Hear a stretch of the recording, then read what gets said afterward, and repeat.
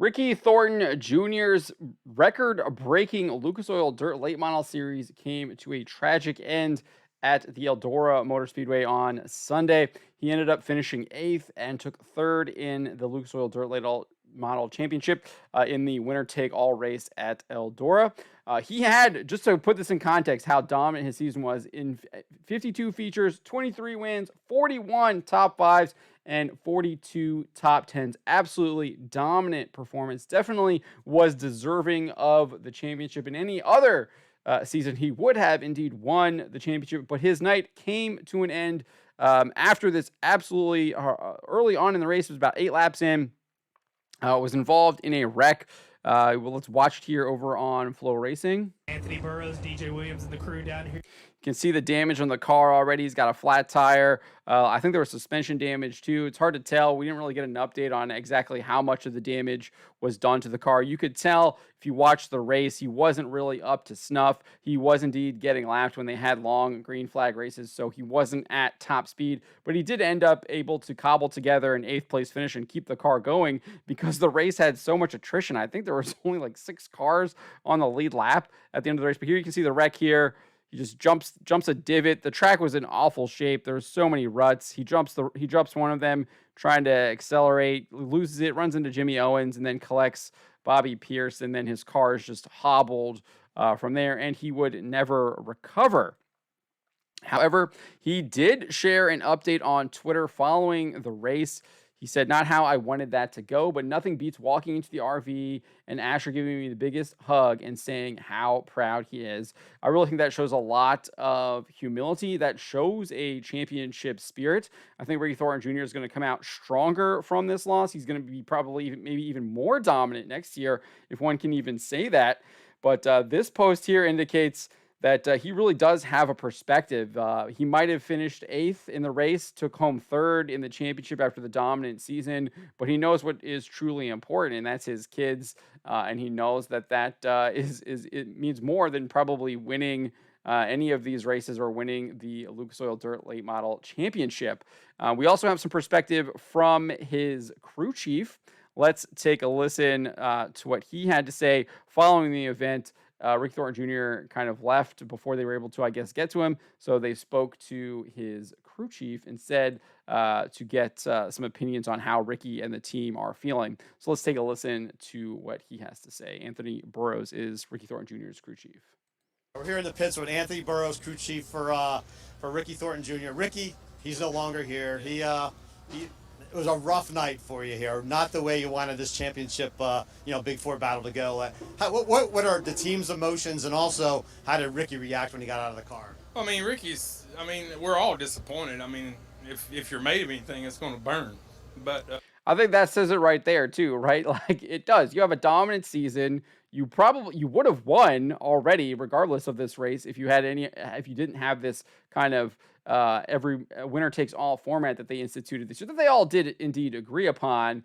But it burns losing like that when you've been the dominant car. You really want to win. You have that championship spirit. It is going to burn. It hurts. Anyone that's been in any kind of competitive competition knows what it feels like to lose, and it sucks. It's a horrible feeling. But you can learn from it. You can learn from it. So let's listen here to see what else Anthony Burroughs has to say.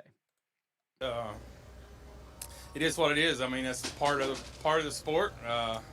We had an issue there, and if we could have got it fixed one lap earlier, we could have got back out on the lead lap. But it didn't happen that way. So we're disappointed. But as we said all year, we're just going to get ready to go next week and try to go get $49,000, and that's going to be about the easiest way to get over this. Congratulations to HUD. He's the next deserving guy, and so congratulations to them. And we're just gonna. It's gonna sting for a minute, but we're not done yet. So, but Ricky's bummed. But I mean, Ricky's one of the best race car drivers in the country, and he shows that every night. So he had nothing to prove today, and he's got nothing to prove next week. We all know that. So we're grateful to have him, and disappointed for my guys, but. Like I said, they're not going to mope. We talked about it today. I mean, you never know what's going to happen, especially when the Mother Nature deals us what they did. But everybody did all they could do. It's nobody's fault with what we had. But hopefully we can learn from it and learn. There's nothing wrong with this format. It just needs to be tweaked a little bit. So when we do get situations that's out of our control that we can probably have a little bit of a cushion. But hey, it is what it is. We'll get ready to go to East Alabama next week. What did Ricky say happened on?